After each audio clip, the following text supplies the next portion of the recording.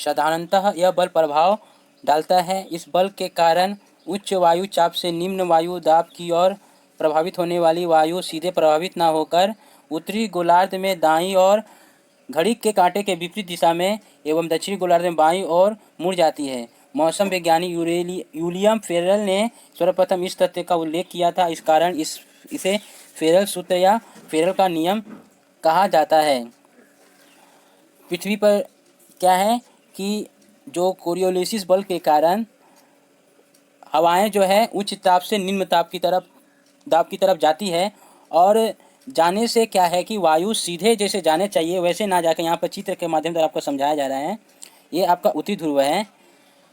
ये आपका उत्तरी ध्रुव में क्या है, आपका ये जो हवाएं हैं कहाँ घूम जा रहे हैं, दाएं तरफ घूम जा रहे हैं। ठीक है, घूमने चाहिए जिस जगह से उल्टा उसकी घूम जा रही है। उत्तरी ध्रुव में जो जाना हवाएं जो है वो आपके दाहिने तरफ घूम जा रहे हैं और दक्षिणी ध्रुव में क्या है कि आपका बाएं की तरफ मुड़ जा रहे हैं। ये जो कर्व कर दिया जा रहा है तो ये किसके कारण हो जा रहे हैं, आपको कोरियोलिसिस बल के कारण और आवर्तन गति से, जिसके प्रभाव से हवाएं सीधी ना होकर उल्टी घड़ी के विपरीत दिशा में उत्तरी ध्रुव में हो जाती है। यानी कि आपका किस दिशा में घूम जा रही है, आपका उत्तरी ध्रुव में दाहिने तरफ घूम जा रही हैं और दक्षिणी गोलार्ध में आपके बाईं तरफ मुड़ जाती है। इसको ही फेरल का नियम कहते हैं। यूलियम फेरल बोलकर मौसम वैज्ञानिक थे, उन्होंने इसका सर्वप्रथम उल्लेख किए थे। नेक्स्ट जाते हैं, वायस वेलेट सूत्र क्या है। वायस वेलेट सूत्र डच मौसम वैज्ञानिक वायस वेलेट ने सन 1857 ईस्वी में वायु चाप के अंतरों एवं वायु प्रभावों के बीच संबंध को पहचाना। उनके अनुसार उत्तरी गोलार्ध को वायु जिस दिशा से प्रभावित होती है उस दिशा में पीछे की ओर मुड़कर खड़े होने से दाईं और उच्च एवं बाईं और निम्न वायुचाप की स्थिति होती है। दक्षिणी गोलार्ध में ठीक इसके विपरीत स्थिति हो जाती है। ये जो डच महाशय जो मौसम वैज्ञानिक हैं वायस वेलेट ने, उन्होंने बताया है कि वायु का जो चाप है किस जगह पर कैसा होता है।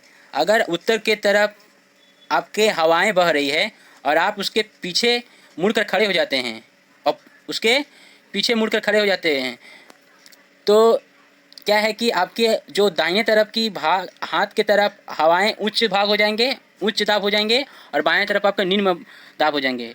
ठीक, आप इसी तरह दक्षिणी गोलार्ध के पीछे खड़े हो जाएंगे तो आपका क्या होगा, दाहिने तरफ आपका निम्न दाब हो जाएंगे और बाईं तरफ आपके उच्च दाब हो जाएंगे। ठीक है, अगला चलते हैं।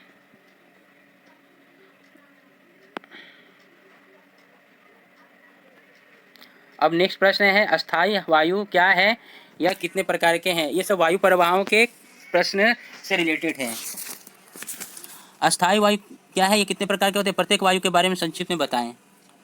देखिए, अस्थायी वायु जो है आपके 3 प्रकार के हैं। भूपृष्ठ पर संपूर्ण वर्ष समानांतर पर एक ही दिशा में एक ही गति से प्रवाहित होने वाली वायु को स्थायी या नियत वायु कहते हैं। भूपृष्ठ मतलब धरती पर सारा साल हमेशा एक ही दिशा में एक ही गति से प्रवाहित होने वाली वायु को क्या कहते हैं, स्थायी वायु कहते हैं। और ये वायु को कितने भागों में बांटा गया है, 3 भागों में, व्यापारिक वायु, पछुआ वायु, ध्रुवीय वायु।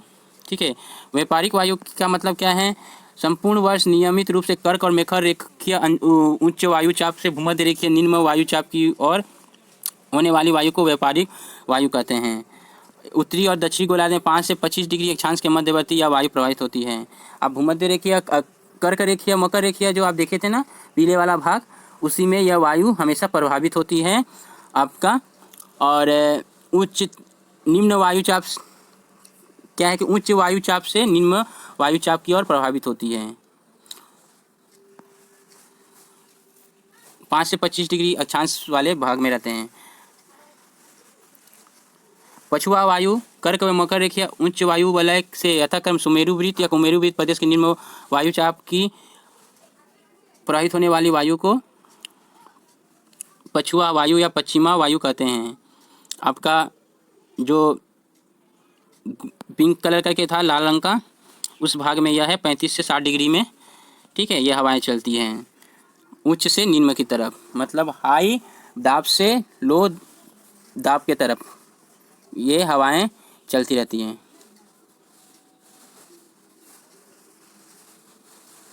माफ़ करिए, हाई मैंने बेल्ट से लो बेल्ट की तरफ ये वायु आपकी चलती रहती है, और पछुआ वायु जो है आपका सुमेरु वृत्त और कुमेरु वृत्त की तरह अंचल पर ही आपका प्रभावित होती है। ध्रुवीय वायु दोनों गोलार्धों के ध्रुवीय क्षेत्रों के उच्च वायु चाप से शुष्क एवं शीतल वायु ध्रुवीय वृत्त प्रदेशों के निम्न वायु चाप वलय की ओर संपूर्ण वर्ष प्रभावित होती है। मतलब दोनों गोलार्ध उत्तरी ध्रुव दक्षिण ध्रुव है, तो उसमें उच्च वायु चाप से शुष्क एवं शीतल ध्रुवीय वायु विविध प्रदेशों के निम्न वायु चाप वायु वलय की ओर संपूर्ण वर्ष प्रभावित होती है। ये देखिए आपका पिक्चर दिया हुआ है, आप पिक्चर देख के एक बार समझिएगा अच्छी तरह से। यहाँ पर दिया गया है मेरु वायु, पछुआ वायु सिंबल दिया गया है, ठीक है। आप इस चित्र को देख कर अच्छी तरह से समझ जाइएगा कि कौन सी वायु किस अक्षांश या वलय में बह रही है और किस तरफ से बह रही है, उच्च से निम्न की तरफ, ठीक है। तो इसको हम लोग स्थायी वायु को 3 भागों में बांटे हैं, व्यापारिक वायु, पछुआ वायु, ध्रुवीय वायु। वायुदाब नेक्स्ट, वायुदाब के स्थान परिवर्तन के बारे में वर्णन करें। वायुदाब के वलय का स्थान परिवर्तन जल विषुवत और महाविषुवत के दिन वायुदाब का वलय अपने स्थान पर होता है। सूर्य के उत्तरायण एवं दक्षिणायन के समय स्थित वायुदाब का वलय 5 से 10 डिग्री अक्षांश रेखा तथा यथाक्रम उत्तर दक्षिण की ओर खिसक जाता है। इसे ही वायुदाब के वलय स्थान परिवर्तन कहते हैं। आपका सूर्य भूमध्य रेखा में पड़ती थी, अब क्या है कि 5 से 10 डिग्री अक्षांश सूर्य वहाँ पर आप सीधा चमकने लगती है, और इसीलिए कर्क संक्रांति के दिन 21 जून और मकर संक्रांति के दिन 22 दिसंबर को सूर्य रश्मि में यथाक्रम कर्क मकर रेखा पर लंबवत पड़ती है। दिन भी बड़ा होता है उस दिन। वायुदाब की पेटियाँ की सीमा परिवर्तन होने से दोनों गोलार्धों में 30 से 40 डिग्री अक्षांश रेखा के मध्य स्थित स्थानों के मौसम पर विशेष प्रभाव पड़ता है, और यह अंचल यह क्षेत्र ग्रीष्म की व्यापारिक वायु और शीतकालीन की पछुआ वायु द्वारा विशेष रूप से प्रभावित होती है। हवाओं का भी असर इसमें होता है। अगला चलते हैं, सामयिक वायु किसे कहते हैं। वर्ष में एक निश्चित ऋतु या दिन और रात में एक निश्चित समय में प्रभावित होने वाली वायु को सामयिक वायु कहते हैं, पीरियोडिक वाइंड कहते हैं। एक निश्चित ऋतु में ही यह वायु होती है या दिन और रात में एक निश्चित समय में प्रभावित होने वाली वायु को सामयिक वायु कहते हैं। सामुद्रिक वायु और स्थलीय वायु से क्या समझते हैं। समुद्रिक वायु मतलब होता है स्थल भाग की ओर आने वाली ठंडी वायु प्रभावित होती है, इसे ही समुद्रिक वायु कहते हैं। आप देखे होंगे कि गर्मी के समय में आप नदी के किनारे, समुद्र के किनारे पर सैर करते हैं तो आपको बहुत ही सुकून महसूस होती है, क्योंकि उस समय धरती हमारे गर्मी रहती है। हमारे गर्मी होने से धरती का हवाएं वो चल जाती है आपका क्या, समुद्र की तरफ, नदियों की तरफ चल जाता है। नदी की तरफ जो भाग रहता है वहाँ पर हवाएं ठंडी रहती है, और ठंडी हवाएं गर्म हवाएं की जगह घेरती है, और जिससे क्या है कि हमें उस जगह पर महसूस होती है आराम का, ठीक है। इसे ही सी ब्रिज कहते हैं, समुद्रिक वायु कहते हैं। स्थल भाग के ऊपर उच्च वायु चाप और जल भाग के ऊपर निम्न वायु चाप की स्थिति बन जाती है, जिससे वायु स्थल भाग से जल भाग की ओर बहती है। इस वायु को स्थलीय वायु कहते हैं।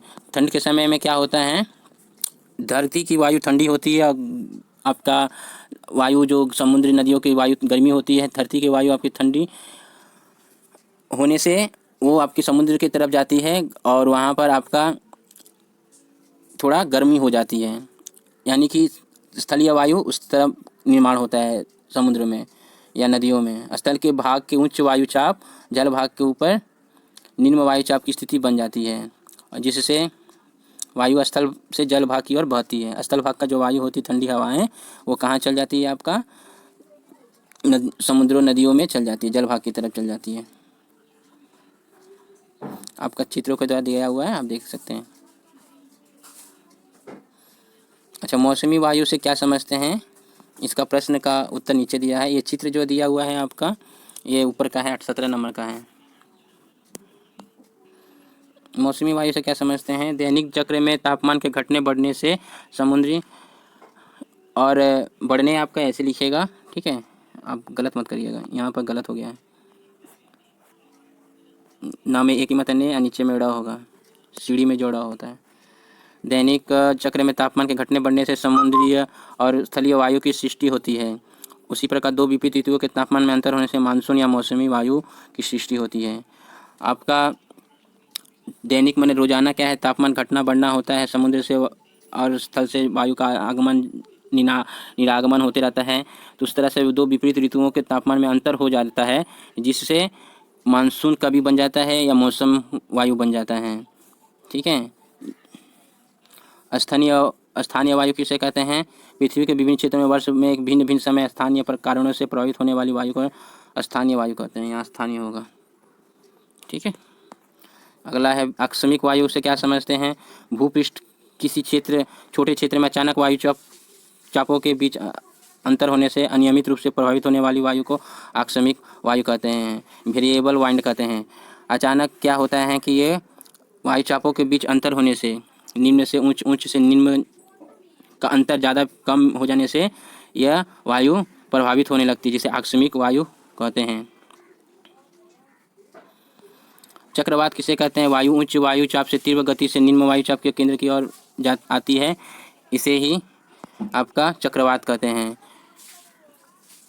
उच्च चाप है वो हाई एयर प्रेशर है और उसके बाद अचानक लो प्रेशर में जाने से क्या है कि तीव्र रूप में चक्रवात की प्रक्रिया शुरू हो जाती है। इसी प्रक्रिया से आपका अम्फन हो गया, यास हो गया या आपका आइला हो गया, विभिन्न प्रकार के चक्रवात उत्पन्न होते हैं।